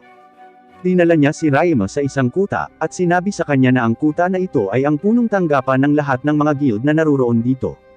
Nagpagulat ito kay Raima dahil hindi pa niya nakita ang lahat ng guild na nagtatrabaho sa ilalim ng parehong gusali, ngunit ipinaliwanag sa kanya ni Piro na sa Linef, bawat guild ay gumagana para sa kolektibong benepisyo ng lungsod. At lahat sila ay konektado sa pamamagitan ng kalakalan. Nakukuha ng Adventurers Guild ang mga hilaw na materyales, ginagawa ng Craftsman's Guild ang mga ito sa goods, ang Merchants Guild ay naghahanap ng mga mamimili, at ang Transport Guild, ang nagdadala ng lahat ng item sa likod ng dragon. Humanga si Raima na makita ang gayong pagkakasundo sa pagitan ng mga guild at hindi makapaghintay na matuklasan ang higit patungkol sa lungsod na ito. Muli siyang dinala ni Piro sa gitna ng bayan at ipinakita sa kanya ang isang gusali na binili niya para kay Raima para sa kanyang establishment. Ang gusali ay mukhang mahusay para sa mga serbisyo sa paglalaba at si Raima ay tila nagustuhan ito ng husto pagkatapos ng paglilibot. Ipinaliwanag din ni Piro na nasa kabilang kalsada ang tindahan mula sa kanyang korporasyon, kaya maraming customer din ang makukuha ni Raima sa ganoong paraan. At kung may kailangan man siya, ang kailangan lang niyang gawin ay magtanong. Pinasalamatan siya ni Raima at nangakong babayaran niya ang kabaitan, at pumunta siya sa bahay ni Piro ng araw na iyon upang kumain ng hapunan kasama niya. Sa panahon ng hapunan, ibinunyag ni Raima na gusto rin niyang sumali sa Adventurers Guild sa bayang ito, at ito ay ikinagulat ni Miyabi at Piro. Ipinaliwanag ni Raima na siya ay isang part-time na adventurer din at umakyat sa E-rank sa nakalipas na ilang buwan. Mukhang nag-aalala si Miyabi at ipinaliwanag niya kay Raima na kamakailan lamang, isang napakalakas na halimaw ang gumagala sa labas ng lungsod, na nagpapahirap sa mga adventurer na may mababang ranggo na lumabas at kumpletuhin ang mga pakikipagsapalaran. Sinabi ni Raima na susubukan pa rin niya ang kanyang swerte sa Adventurers Guild, at sana ay swertihin siya, sabi ni Piro. Kinabukasan, pumunta siya sa Adventurers Guild, at pagkatapos magparehistro bilang adventurer, nakahanap siya ng E-rank quest tungkol sa pagkolekta ng ilang halamang gamot mula sa kalapit na kagubatan. Pumunta siya sa kagubatan, at sa tulong ng kanyang mga slimes, nakakakolekta siya ng higit sa sapat na mga halamang gamot. Tatalikod na sana siya para bumalik sa lungsod nang makarinig siya ng kaguluhan sa likuran niya. Tumingon siya at nakita ang dalawang adventurer na tumatakbo palayo sa higanting halimaw na pinangalan ng Smashbore. Nadaanan ng dalawang adventurer si Raima, sumisigaw sa kanya na tumakas din, ngunit tumayo si Raima, handang ibagsak ang baboy ramo. Inilabas niya ang kanyang pana at mga palaso at sinubukang ibaril ang mga ito sa baboy ramo. Ngunit ang balat ng hayop ay masyadong makapal, at ang kanyang mga palaso ay hindi makapasok dito. Napagtanto ni Raima na kailangan niyang talunin ang baboy ramo gamit ang kanyang mga kamay at naghanda para gawin ito. Sinusugod siya ng baboy ramo, ngunit mabilis na naiwasan ni Raima ang kanyang pagsugod at sinipa siya pabalik. Ang baboy ramo gayunpaman, ay hindi naapektuhan ito, at sumusugod muli kay Raima. Ngunit sa pagkakataong ito, gumamit si Raima ng isang magic reinforced na suntok, na inihatid diretso sa mukha, na agad na pumatay sa baboy ramo, na nagligtas sa dalawa pang adventurer. Laking gulat ng mga adventurer nang makita ang isang bata na ito na nagpabagsak ng baboy ramo. Nagpasalamat sila sa kanya at sinabi sa kanya na ang isa sa kanilang mga kaibigan ay nasugatan. Nang marinig ito, sinabihan sila ni Raima na dalhin ang kanilang kaibigan sa kanya, at nagdala sila ng isang nasugatan na batang babae. Mabilis na tiningnan ni Raima ang kanyang mga sugat at napagtanto na isang bangkos ng kanyang mga buto ang nabali. Ginagamit niya ang kanyang healing magic kasama ng kanyang healing slime para pagalingin ang babae, at bumalik ito sa kamalayan. Inilabas din ni Raima ang kanyang blood slime na pumapasok sa loob ng baboy ramo at mabilis na inaalis ang lahat ng dugo upang mailigtas ang karne at ang katangi-tanging lasa at pagkakayari nito. Pagkatapos ay humiling siya sa tatlong adventurer na samahan siya sa Adventurers Guild, dahil hindi pinapayagan para sa isang lower rank adventurer na pumatay ng mas mataas na ranggo na monster. Ngunit sa pagkakataong ito ay dahil sa pangangailangan, at kakailanganin nila silang magpatutuo mula sa kanyang panig. Mabilis na sumang-ayon ang mga adventurer, at lahat sila ay pumunta sa guild ng mga adventurer. Laking gulat ni Piro nang makita ang baboy ramo at pumasok din si Miyabi, nagalit kay Raima sa paggawa ng ganoong mapanganib na bagay. Sa sandaling iyon, dumating ang isang opisyal mula sa Adventurers Guild at tinanong si Raima tungkol sa dahilan kung bakit niya hinarap ang baboy ramo, na walang label na gawin ito. Sa kabutihang palad, ang tatlong adventurer ay tumstigo mula sa kanyang panig, at ang bagay ay inalis bilang isang kaso ng pagtatanggol sa sarili. Nagpasalamat siya sa mga adventurer at pumunta sila sa sarili nilang gawain bago sabihin ni Piro kay Raima na hihilingin niya sa kanyang mga chef na katayin ang baboy ramo, para hindi masira ang karne.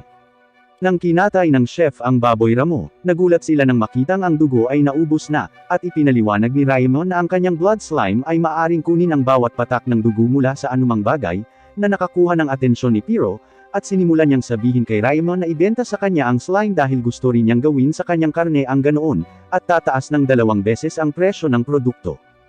Gayunpaman, tumanggi si Raima, sinabi sa kanya na mayroon lamang siyang isa, at kung makakuha siya ng higit pa, ibibigay niya ang isa kay Piro. Nang gabing iyon, nagluluto siya ng baboy ramo sa lugar ni Piro at gumagawa ng luto na dati niyang ginagawa sa Earth. Ito ay naging isang napakalaking tagumpay, at sa sumunod na araw, nagbukas si Piro ng isang restaurant para ibenta ang mismong luto na iyon. Naghahanda na si Raima na sa wakas ay buksan ang kanyang establishmento para sa negosyo, At tulad ng inaasahan, dumating si Carla sa Linef, at dinala niya ang 3 mananaliksik at isang grupo ng mga bagong empleyado para sa kanya. Pinasalamatan siya ni Raima, at sa wakas sa susunod na araw, ang kanilang establishmento ay nagbukas para sa negosyo, at ang balita ay naging napakabilis. Maraming mga tao ang nagsisimulang pumunta sa kanyang laundry shop, ngunit sa kabutihang palad, sa pagkakataong ito ay alam na niya kung paano magpatakbo ng isang negosyo at lahat ay nagiging maayos. Nang matapos ang araw, naniniwala siya na tapos na ang kanyang trabaho dito, at iniwan niya ang command kay Carla, na sinasabi sa kanya na babalik siya sa kanyang bayan. Sinabihan siya ni Carla na huwag mag-alala, at kinabukasan, umalis siya sa bayan.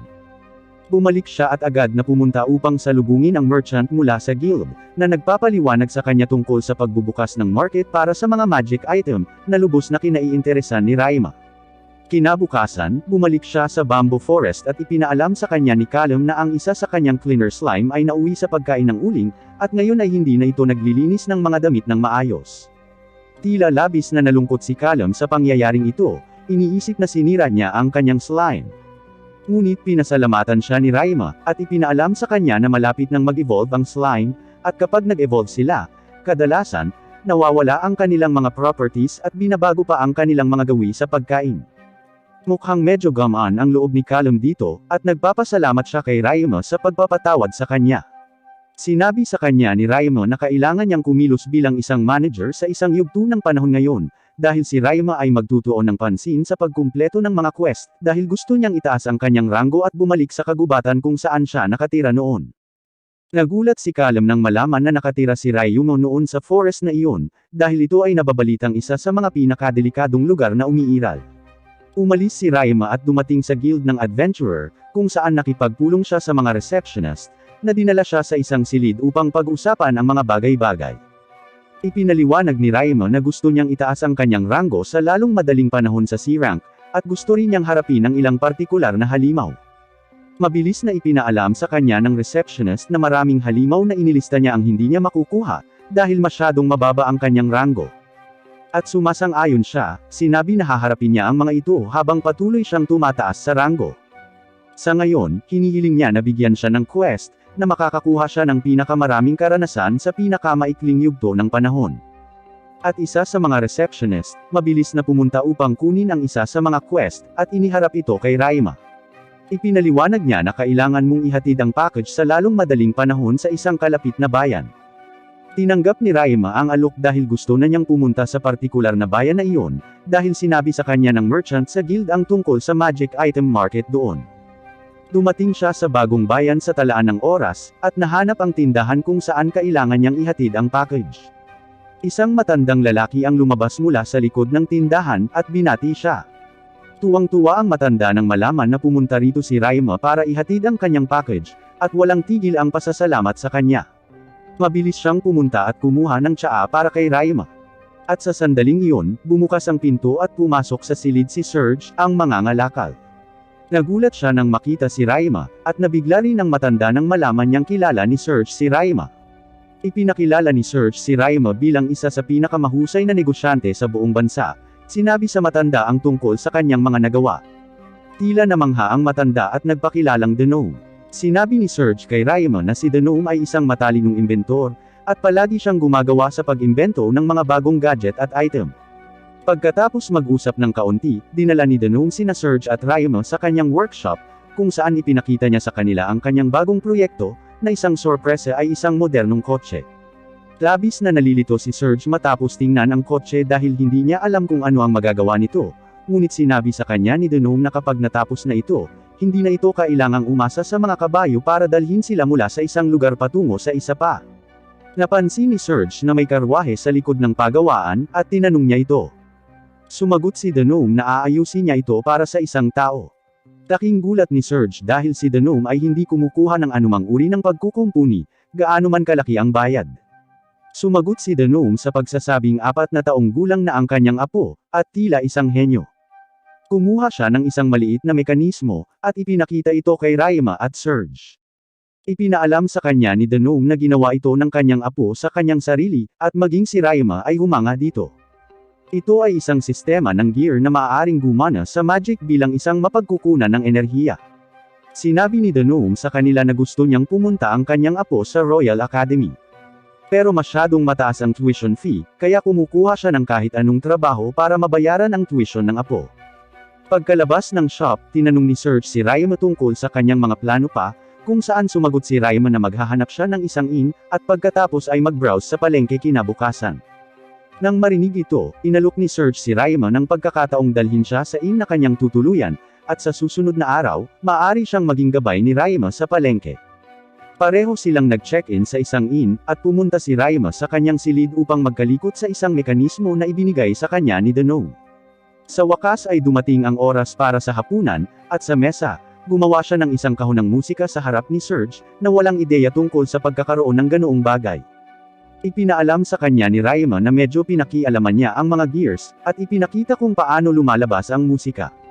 Si Serge ay labis na na-impress dito at pinayuhan siya na simulan ang paggawa ng mga ito ng mas magarbo, at gumawa ng higit pa sa mga ito, dahil ang mga bagay na tulad nito ay madalas na ibinibenta sa napakataas na presyo sa mga mayayaman. Kinabukasan, dinala ni Serge si Raima sa palengke, kung saan gumagala siya saglit na naghahanap ng iba't ibang magic item bago napadpad sa tindahan ni Denome. Lumapit si Serge sa kanya at sinabi sa kanya na narito siya para sa isang business proposal. Mabilis na dinala ni Denome si Serge sa loob, habang nakikipaglaro si Raima sa apo ni Denome. Napagtanto niya na ang maliit na batang lalaki ay walang makalaro, at maaaring naboboring araw-araw. Binuksan niya ang kanyang mahiwagang chest box at kinuha ang isang bangkos ng maliliit na damit at iba pang mga bagay. Pagkatapos ay inaayos niya ang mga ito sa isang tiyak na paraan, at lumikha ng isang laro mula dito. Tinuturuan niya ang bata kung paano laruin ang laro, at tila nag-e-enjoy ito ng husto. Nang maglaon, bumalik si Raima sa kanyang lungsod upang pamahalaan ang kanyang mga responsibilidad. Pumunta siya sa mga baras ng minahan at nasaksihan ang pag-evolve ng charcoal slime. Tinitingnan niya ang status nito at nalaman na ang slime ay may mga katangiang panlaban sa amoy, at maaari nitong alisin ang amoy sa anumang bagay. Nagtatrabaho siya buong gabi, at sa sumunod na araw, nakagawa na siya ng iba't ibang solusyon mula sa likidong kinuha niya mula sa slime. Ibinigay niya ito kay Callum, at sinabihan siyang magsagawa ng ilang mga eksperimento para sa kanya habang siya ay bumalik sa baras ng minahan. Pagkalabas niya sa bamboo forest, nakita niya ang dalawang lalaki na sinusubukang ayusin ang kanilang kariton, na biglang nasira. Lumapit si Raima sa kanila at ginamit ang kanyang sticky slime para ayusin ang kanilang cart, at bilang kapalit, sinabi niya sa kanila na kunin ang isa sa mga solusyon mula sa kanya, at subukan ang lakas ng mga anti-odor properties sa kanilang garbage cart. Nalaman ni Raima ang tungkol sa paparating na festival sa kanyang bayan, kung saan maraming tao ang dadalo mula sa buong bansa. Siya ay naghahangad na magbukas ng isang stall at magbenta ng ilan sa kanyang mga produkto upang masukat kung ano ang iniisip ng mga normal na tao tungkol sa kanila, at upang maikalat ang pangalan ng kanyang kumpanya. Pumunta siya sa baras ng minahan upang mag-eksperimento pa, at natapos ang paggawa ng isang bangkos ng handmade na sabon, at kalaunan ng ilan ay may mga disenyong tulad ng sa Limberbird, na nais niyang ibigay bilang regalo kay Elio. Gusto pang magsalita ni Raima, ngunit nag-ambala siya ni Callum, na sumugod sa kanya at ipinaalam sa kanya na kakatanggap lang niya ng liham mula kay Carla, na gustong sumugod ka sa linaf sa lalong madaling panahon, dahil ang mga cleaner slimes ay dumami ng hindi karaniwan sa malaking numero. Mabilis na naghanda si Raima na umalis, at sa paggamit ng kanyang spatial magic, mabilis niyang naabot ang linaf. Narating niya ang kanyang tindahan, at laking gulat niya nang makitang napuno ito ng mga customer, na talagang nagpapasaya sa kanya.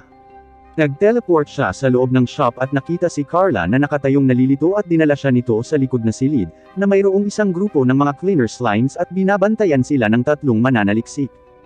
Tinanong sila ni Raima ng mga detalye, at ipinaliwanag nila na napakataas ng traffic ng mga customer sa bayan ng Linaf kumpara sa kanilang hometown, at biglang dumami ang isang bangkos ng slimes, at ngayon ay mayroon na silang 75 na bagong slime na hahawakan. Nasa sabik si Raima sa balitang ito at mabilis na pinaamo silang lahat bago subukang alamin ang dahilan sa likod nito. Ipinapalagay nila na maaaring ito ay dahil sa kasaganaan ng pagkain para sa kanila dahil sa tumaas na dami ng mga damit na kailangan nilang linisin, at dahil mayroon silang espasyo upang lumaki, sila ay dumami ng napakabilis. Nakahinga ng maluwag si Carla nang sabihin sa kanya ni Raima na magpahinga dahil walang dapat ipag-alala. Nagpaalam siya sa kanila at nagpas siyang bumalik. Ngunit bago iyon, sa wakas ay nakakasalubong niya si Piro, na nadaanan niya sa kalsada malapit sa kanyang tindahan, na nakatayo sa tabi ng isang grupo ng mga mabahong bariles. Tinanong sila ni Raima kung ano ang nangyayari, at inihayag niya na ang isang pares ng mga dayuhang mangangalakal ay bumisita sa lungsod kamakailan, at napunta si Piro sa pagbili ng mga fermented na isda mula sa kanila, ngunit ang mga ito ay napakabaho na hindi niya alam kung ano ang gagawin sa kanila. Mabilis na nilabas ni Raima ang kanyang deodorant slime at sinisipsip nito ang lahat ng amoy mula sa loob ng bariles. Nagbibigay din siya kay Piro ng dagdag na deodorizing liquid na gagamitin kapag nawala ang epekto, at bilang pasasalamat sa kanya, binigyan siya ni Piro ng isang bariles ng fermented fish. Masayang bumalik si Raima sa lungsod, kung saan nakita niya si Serge, na nagdala ng unang prototype ng kanilang music box. Ang music box ay mukhang napakaganda, at sinabi sa kanya ni Serge na naperpekto na nila ang disenyo, at ngayon ay gagawa ng isang batayang halaga nito sa showcase sa paparating na Founder Festival. Tuwang-tuwa si Raima tungkol dito at sinabi sa kanya na gusto rin niyang magbukas ng isang bangkos ng mga stall para mag-showcase ng kanyang mga gamit, at magbenta pa ng grupo ng mga pagkain mula sa iba't ibang rehiyon ng bansang ito, dahil ang kanyang mga empleyado ay nagmumula sa buong bansa, at ang ilan ay mula sa iba't ibang bansa. Nagpasya si Raima na mag-organisa ng isang maliit na selusalo bago ang pagdiriwang, para mas makilala ng lahat ang isa't isa. Sa party, lahat ay kailangang gumawa ng ilan sa kanilang mga paboritong pagkain mula sa kanilang lugar o rehiyon. Habang nagsasaya sila sa pag-uusap ng pagkain ay bumukas ang pinto at pumasok sa kwarto ang isang lalaking maputi ang buhok. Nagpakilala siya bilang Penance. Mabilis na naalala ni Raima ang kanyang pangalan dahil ilang beses na niyang narinig ang pangalan ng banda nila, at si Penance ang pinuno ng banda. Mukhang tuwang-tuwa siyang makita si Raima, at malugod siyang binati. Ipinaliwanag niya na opisyal na inimbitahan ang kanyang banda na magtanghal sa festival, at marami na siyang narinig tungkol kay Raima, kaya gusto niya itong makilala. Natutuwa si Raima na malaman ito at iniimbitahan siya at ang kanyang buong banda sa party ngayong gabi bago siya nagpaalam na aalis. Pumunta siya sa guild kung saan tinanong niya ang receptionist kung mayroong anumang mga quest na maaari niyang gawin na hindi magtatagal para matapos, dahil gusto pa rin niyang makakuha ng mga level sa lalong madaling panahon. Ang receptionist ay nag-aalok sa kanya ng isang quest na nangangailangan ng paghahanap ng isang grupo ng mga higanting langgam at kanilang mga kolonya sa damuhan sa labas ng kanilang lungsod, na malugod na tinatanggap ni Raima. Mabilis siyang dumaan sa kagubatan at pinakawalan ang kanyang Limberbirds upang subaybayan ang lugar para makita niya ang anumang palatandaan ng mga higanting langgam. Ang Limberbirds ay walang mahanap na mga langgam, ngunit nakakakita sila ng isang grupo ng mga adventurer, at mukhang nakikilala sila ni Raima. Tumakbo siya palapit sa kanila at binati sila ng mainit na hello. Ang mga adventurer pala ay ang parehong grupo ng mga tao na tinulungan ni Raima nang masira ang kanilang garbage cart. Nagpalitan sila ng pagbati at ipinaliwanag ng mga adventurer na nakuha nila ang quest na patayin ng mga langgam, ngunit tila hindi nila mahanap ang pugad ng mga langgam. Tumawa si Raima at ipinaalam sa kanila na nakuha niya rin ang quest na hanapin ang mga langgam na ito, kaya't kung magtutulungan sila, maaari nilang mahanap at mapatay ang mga langgam, na makumpleto ang kanilang mga pakikipagsapalaran, sabik na sumang-ayon ng mga adventurer.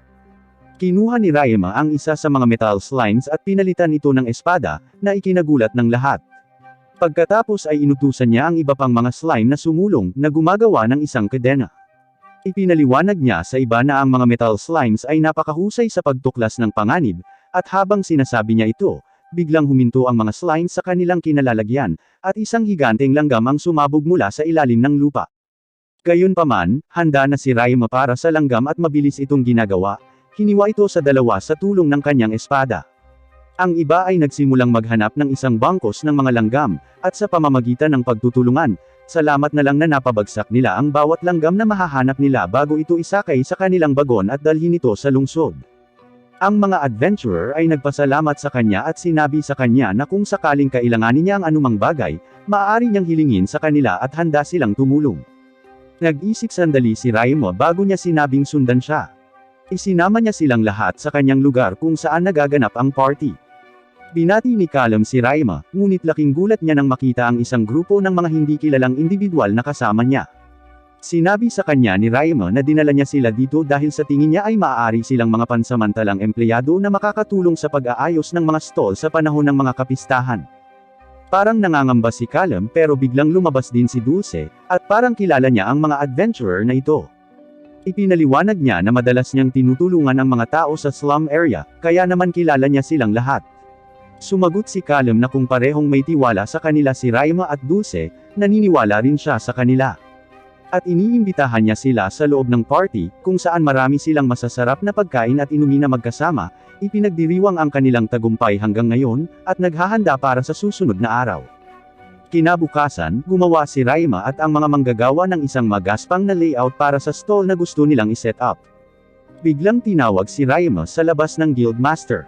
Pumunta siya upang makita ang Guildmaster na bumati sa kanya sa tagumpay ng kanyang establishment sa ngayon, at tinanong siya, kung handa ba siyang kumuha ng isang quest na maaaring magbayad ng malaki.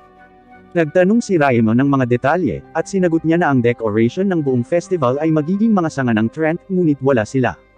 Nagulat si Raima dahil ang Trent ay hindi napakadaling halimaw na harapin. Ngunit ang sagot ng Guildmaster na ang architect na kinuha nila ay napaka-fancy at mapagtagumpay. Gusto niyang gawing perpekto ang festival na ito at gumamit lamang siya ng mga sanga para dito. Sinabi niya sa kanya na nangangailangan sila ng hindi bababa sa 200 sanga ng Trent, na isang napakataas na bilang. Saglit na pinag-isipan ni Raima ang panukala, ngunit napagtanto niya na kapag bumalik siya sa kagubatan kung saan siya nakatira dati, kailangan niyang harapin ang isang grupo ng mga Trents at mas malalakas na halimaw, kaya ito ay isang napakahusay na sesyon ng pagsasanay, at maaari pa siyang kumita ng pera at karanasan mula dito. Tinanggap niya ang panukala ng Guildmaster, na ikinalulugod din ng Guildmaster, dahil kailangan nilang maghatid ng malaking halaga ng mga patay na Trent pabalik sa base, at matutugunan ito ng kanyang special magic para doon. Kinabukasan ay nakatanggap siya ng isang debriefing mula kay Mia at sa kanyang grupo ng mga adventurer. Ipinakilala ni Asagi si Lepin kay Raima, at sinabi sa kanya na isa rin siyang special magic user, at napakatalino sa kanyang sariling paraan. Ang iba pang crew ay pareho, at si Asagi sa tabi ni Lepin ay nagsimulang magpaliwanag tungkol sa mga Trents at kung paano haharapin ang mga ito. Ipinaliwanag niya na ang mga Trents ay mga halimaw ng puno na kamukhang-kamukha ng anumang iba pang puno, at kung hindi ka handa sa iyong sarili at hindi nakakadetect ng magic, hindi mo malalaman ang pagkakaiba sa pagitan ng mga normal na puno at Trent. Kaya ang lesson number 1 ay ang laging makakita ng magic kapag manghuhuli ng Trent. Ang pinakamabilis na paraan upang patayin sila ay ang mabilis na pagtanggal ng kanilang mukha, o pagpuputol ng bahagi sa ibaba ng kanilang mukha, na magreresulta sa kanilang agarang kamatayan. Pagkatapos ng paliwanag ay sumakay na silang lahat sa kariton para umalis. Sa wakas ay nakarating sila sa kagubatan, at ang lahat ay mukhang normal sa mata. Lumabas silang lahat at bumunot ng kanilang mga armas, dahan-daang lumipat sa kagubatan. Itinuro ni Lepin ang isang puno at ipinaliwanag na naramdaman niya ang isang mahiwagang aura na nagmumula sa loob nito. At nang sinubukan ni Raima na makadetect ng magic, naramdaman din niya ang parehong aura na nagmumula sa loob ng puno. Agad na sumugod si Mia at ang babaeng leopard patungo sa puno, at siguradong ito ay isang Trent at nagsimulang gamitin ang mga sanga nito upang labanan ang mga babae. Gayunpaman, si Mia ay mabilis gamit ang espada at nagagawang putulin ang mga sanga bago tamaan ang mukha ng Trent, at patayin ito. Maingat na pinagmamasdan ni Raima ang iba pang mga mangangaso na pinapatay ang mga Trents at sa wakas ay nagpa siya na humakbang, na nagtapos sa matagumpay na pagpatay sa kanyang unang Trent. Sa tulong ng mga slime at mahusay na special magic ni Lepin, mabilis nitong sinisimulan ang pag-imbak ng patay na Trent. At pagkaraan ng ilang sandali, nagpa siya silang magpahinga. Habang kumakain ng tanghalian sa mesa, napansin ni Raima ang isang lumilipad na slime at labis siyang na-curious tungkol dito. Ipinaalam sa kanya ni Lepin na nakita niya na ito minsan, ngunit hindi niya alam ang tungkol sa kanila. Nagtanong si Raima tungkol sa posibilidad na mahuli ito, at sa kanyang pagtataka, agad na ginamit ni Lepin ang kanyang special magic at sinunggaban ito. Ibinigay niya ito kay Raima bilang tanda ng mabuting kalooban, na mabilis na pinaamo ito at nagpas siyang gumawa ng karagdagang pananaliksik tungkol dito sa sandaling makabalik siya. Pagkatapos ng pahinga, nagpas siya silang manghuli ng ilang Trent, at sa daan, bigla nilang naramdaman ang napakalakas na dark magic na nagmumula sa isa sa mga puno. Kinikilala ito ni Lepin bilang Grand Trent na mas malaki at mas malakas kaysa sa iba. Hinarap nila ito sa pakikipaglaban, ngunit wala silang magawa dahil ang sanga ay pumuputok mula sa lupa at sa itaas, na patuloy na pumipigil sa kanila sa paggawa ng anuman. Mabilis na lumikha si Raima ng isang semento sa harap nila, kaya ang mga sanga ay hindi maaaring magmula sa lupa, at ang iba ay nagsimulang sumugod patungo dito. Naghahagis sila ng mga palakol sa Trent, ngunit mayroon itong mga espesyal na katangian na kinakalawang ang bakal, at ginagawa itong walang silbi. Biglang may naalala si Raima at gumawa ng palakol na gawa sa hindi kinakalawang na asero. Inihagis niya ito sa Trent na sinubukang sirain ito ngunit nabigo. Mabilis na sumigaw si Raima sa iba upang makagambala sa puno, at iniabot sa kanila ang isang bangkos ng mga sandata na gawa sa hindi kinakalawang na asero, habang nagsimula siyang gumawa ng isang higanteng Morning Star na ginagamit niya sa pag-atake sa higanteng Trent, na pinatay ito. Upang ipagdiwang ang tagumpay ng kanilang misyon, mayroon silang kapistahan sa gabi at manatili sa gabi para makauwi kinabukasan. Kinabukasan, nagsimula na silang bumiyahe pabalik sa bayan at tila medyo nag-aalala si Raima, dahil iniwan niya ang lahat ng gawaing paghahanda para sa mga empleyado ng kanyang tindahan, kahit na pista ay dapat silang magbakasyon. Napansin ito ni Mia at sinabi sa kanya na maaari siyang pumalit sa kanyang lugar at ihahatid ng iba sa kanila sa mga traders at haharapin ng guild. Tumanggi si Raima noong una, sinabi sa kanya na sasama siya sa kanila, ngunit pagkatapos nilang kumbansihin siya na magiging maayos sila, bumalik siya sa kanyang lugar kung saan nagulat siya nang makita kung gaano kalaki ang kanyang stall. Tinanong niya si Dulce tungkol sa pag-unlad, at sumagot siya na ang mga empleyado ni Penance ay napakahusay sa mga bagay na ito, at nagawa na nila ang kanilang stage sa loob ng 2 araw, at hindi lamang iyon, tumulong din sila sa paghahanda ng kanilang stall. Nagpagulat ito kay Raima dahil hindi niya maisip na may makagagawa ng ganito kalaking trabaho sa loob lamang ng 2 araw. Bumalik siya sa loob upang salubungin si Callum, na nagpakita sa kanya ng mga huling pagkaing napili para i-display sa festival, at si Raima ay napakasaya sa napili. Ngunit sinabi niya sa kanila na gusto niyang magdagdag ng isa pang pagkain, at nagtatapos sa paghahanda ng ilang tsaa para sa kanilang lahat.